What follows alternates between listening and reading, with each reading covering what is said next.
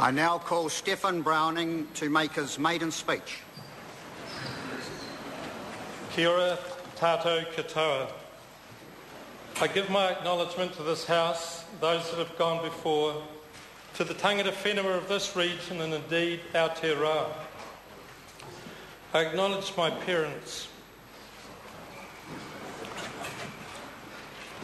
both no longer with us.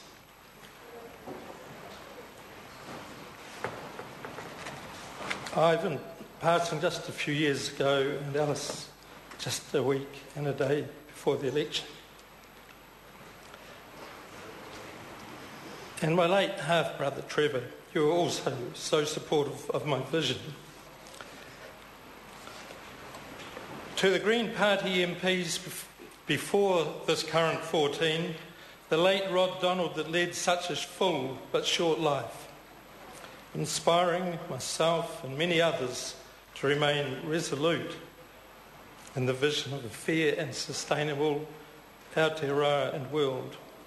To Jeanette Fitzsimons, now retired after 15 years of inspiring leadership and example, Nandor, Keith Locke, Mike Ward, Ian Ewan Street, and the two Sues, Sue Kedgley and Sue Bradford, who have both shown such significant output.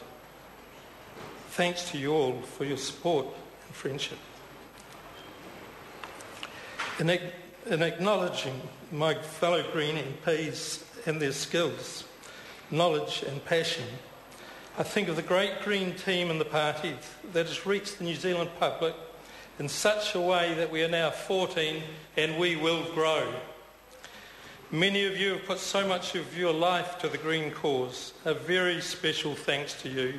To those Greens in Maurohi of Marlborough, you and many others have directly encouraged and supported me.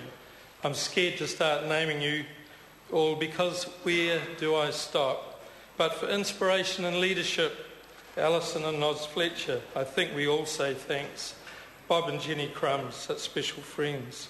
Pam Nichols and the great Green campaigners, so much effort from you all and what a great crew. The Van Pallen family for your love and support. To my son Jordan, who cannot be here today, your love and support, as with Jamie's, is a rock for me. To all my 5 siblings here in the gallery today, with my son Jamie over from Melbourne and other close friends, it is so great to have you with me today. The non-government organisations, to my many, many friends and colleagues in the NGOs I've worked with for years, you are fantastic and a big part of why I'm here. Much of what you strive for so very hard should be achieved for all New Zealanders by good leadership and vision from Parliament. You deserve better. You're another great big family that make a wonderful world striving for an even more wonderful world. Philippa Jamison, Elvira, Matt, Marion, Bob Crowder, Margaret Jones, Kyra Xavier and the Great Soil and Health team, the BioGrow and OENS teams, Brendan Hoadra and Sega Mason and Whānau, the Friends of Nelson Haven Whānau, what a strong, close, hard-working group for coastal ecosystems, Pete and Takadai Beach and Guardians of the Sounds, Tim Newsham and the Marlborough Environment Centre, Susie Lees, Claire Bleakley, Zelka, John Carapiet and John Muller from G Free New Zealand, Alison White from Safe Food Campaign, Muriel Watts on pesticides, Murray Horton on peace and foreign ownership, and many other NGOs and friends.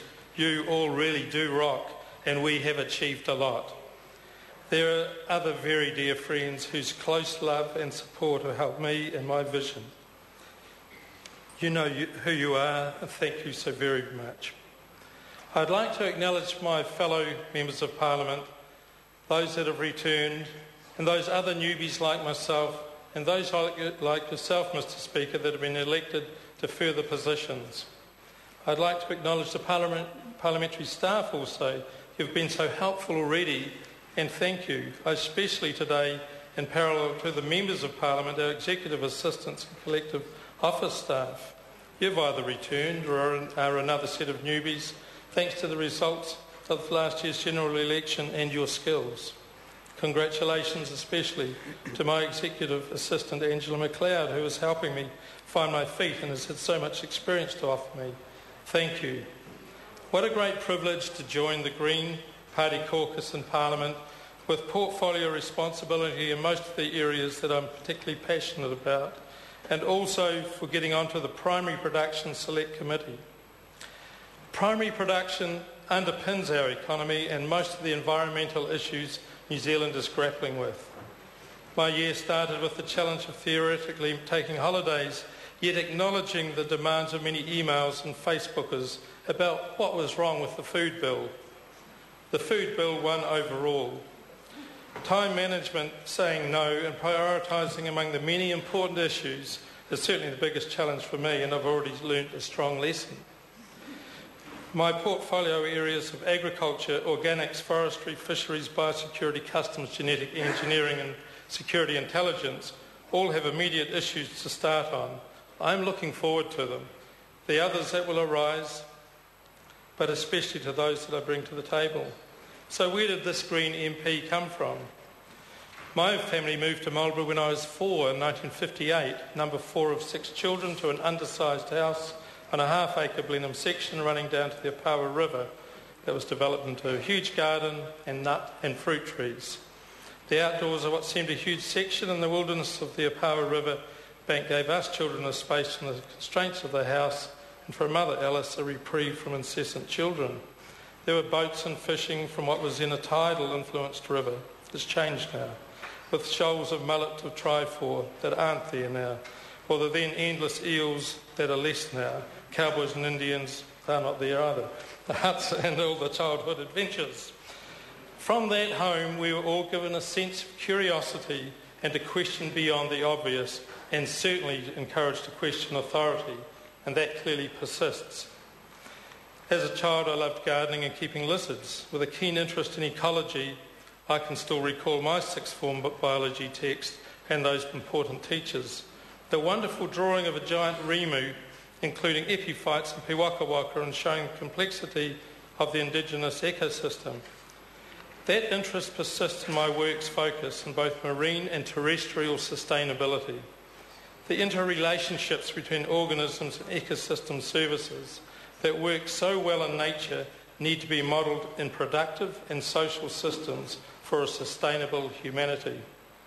They should underpin every decision from Parliament. The Green Party's guiding principles interlink them well. I lived in the bush for over 6 years, 300 metres up on the side of my maunga, Hauriri, Mount Stokes, the tallest mountain in the Marlborough Sounds, 1,200 metres, with an endemic daisy and its indigenous alpine floral summer mix. We could walk out the back door and climb to a snow-covered crispy top in the winter for views over Marlborough, over Tasman Bay, up the North Island and past the Cook Strait to the Kaikoura coast. My family, wife then Diane, and our 2 boys, Jamie and Jordan, looked out over Forsyth and Chetwood Islands to a distant Stevens Island, Takapariwa. We were totally off the grid. My work on marine sustainability started there. When Anakaua Bay began to have mussel farms along nearly all of its 12-kilometre coastline. Marine farming. Having submitted to more RMA marine farm applications than anyone else in New Zealand, I'll focus on this just now. Friends of Nelson Haven and Tasman Bay remain involved in Environment Court proceedings from the last aquaculture gold rushes. We have built the case law supporting good planning in the Marlborough Sounds. I am keen that the national government's hunger for an aquaculture boom does not create the same environmental impacts or NGO workloads as the last 2 gold rushes did. Yet National are now clearly supporting New Zealand king salmon and others through its aquaculture law reform. Reform was necessary, but not so enabling to encourage king salmon to try breaking down the community's hard-won protections of a smart spatial planning in the Marlborough Sounds. King salmon in Marlborough are a prime example of foreign ownership and what is happening throughout New Zealand primary production. A dairy conglomerate here, multi-thousands of forestry land there. The potential ownership of Marlborough Sounds water by the infamous Malaysian Tiong family needs to be prevented. Plan change and resource consent applications by King Salmon to the EPA for 8 new salmon farm sites in areas currently prohibited to aquaculture in the Marlborough Sounds were made following the aquaculture legislative reforms last year.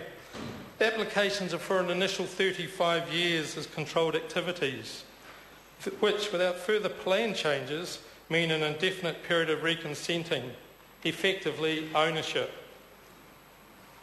Mr. Speaker, foreign-controlled salmon farming in New Zealand's marine environment is akin to mining in the conservation estate.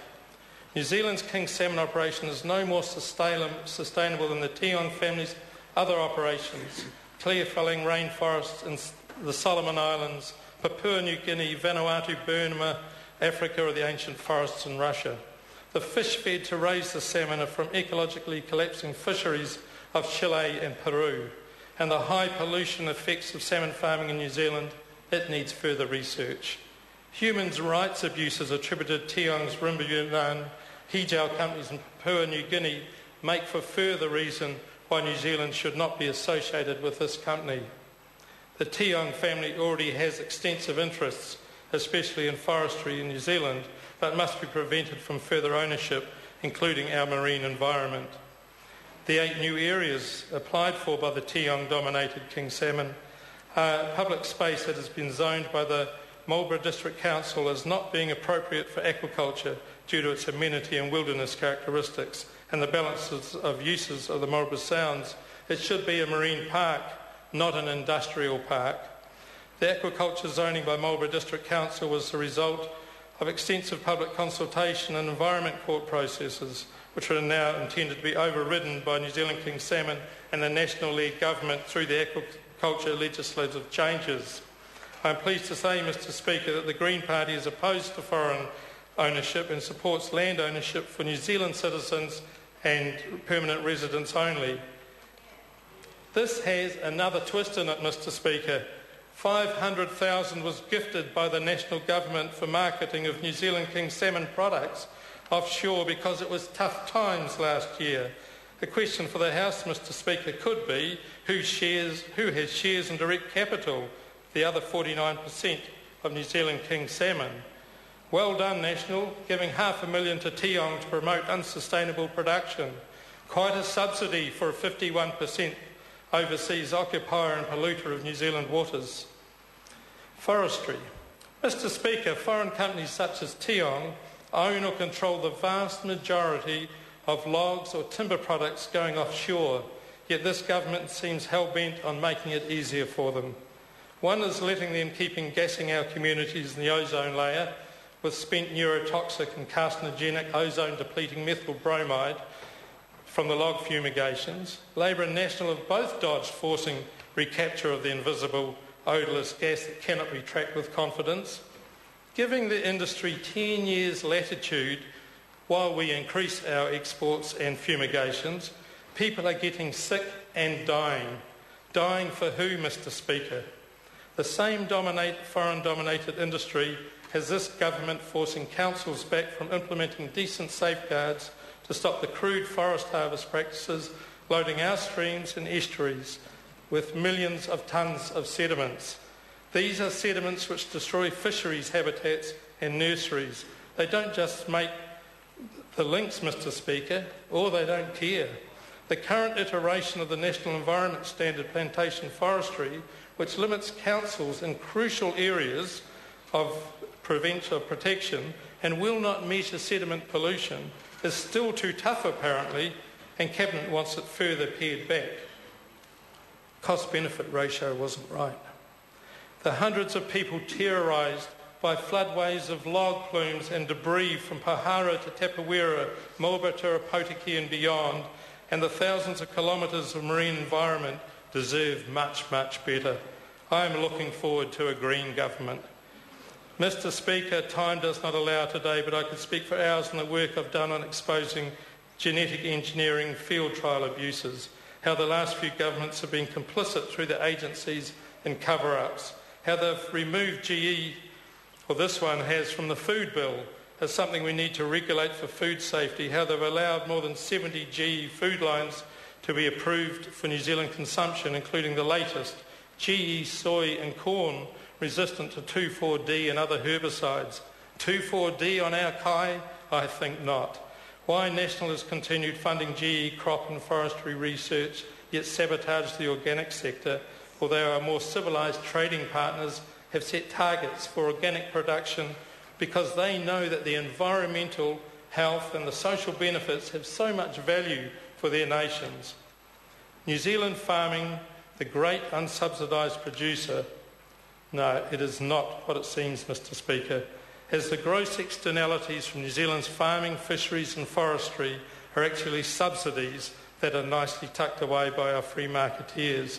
Organic production can make us the 100% pure Aotearoa New Zealand that Mr Key's Tourism New Zealand dropped last year on behalf of Federated Farmers lobbying, and the lack of an aspirational vision for cleaning this country up and maintaining a brand that New Zealanders can be proud of.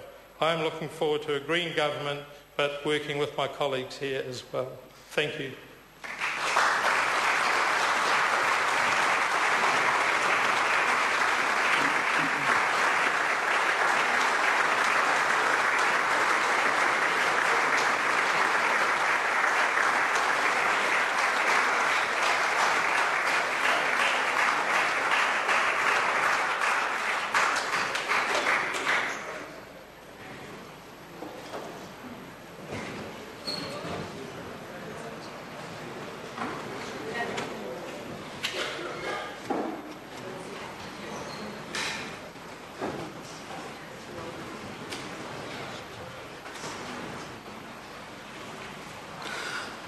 I call Eugenie Sage to make her maiden speech.